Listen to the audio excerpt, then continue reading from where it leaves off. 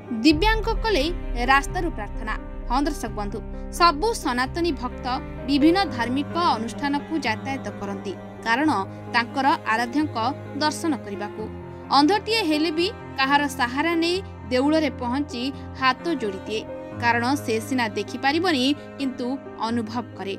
ठीक सेहीपरि आज सुदूर जाजपुर जिलूर जड़े दिव्यांग महिला एक व्हील चेयर रे मां मंगला दर्शन पाई आसिथिले किंतु आम धार्मिक परंपरा अनुसार कौनसी बाहर चक्का लगा गाड़ी देव मंदिर भितरे प्रवेश करिब नाही। हाँ आज्ञा, एटी प्रश्न उठुछि जे जदि प्रशासन चाहिबो ताहले एभली दिव्यांग मानक पई एक पारंपरिक विकल्प प्रक्रिया व्यवस्था करि परिबो, जहाद्वारा एक पवित्र जान रे जड़े दिव्यांग अर्गली पर्यंत जाई तार देवता को दर्शन करि परिबो।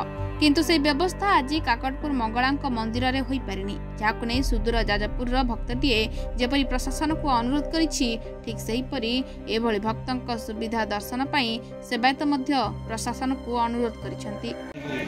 अनुरोध सेवायत हेइति बाहर जो भक्त माने आसुछंती जहाँकर हाथ गोड़ विभिन्न प्रकार खराब होती है हांडिक्याप्ट आम कहूँ मंदिर प्रशासन तरफ किसी व्यवस्था करा जाऊ कि से मातृभक्त मैंने माँ को जाकि से मंदिर भीतर न हो पछे बाहर किसी दर्शन कर माँ को कृपाभिक्षा कर मंदिर प्रशासन को मोर अनुरोध व्यक्तिगत अनुरोध मंदिर सेवायत हिसाब से जय मां कहे प्राय मंदिर आलाउ करना किसी सुविधा करने कथा करूना किटा मंदिर कर।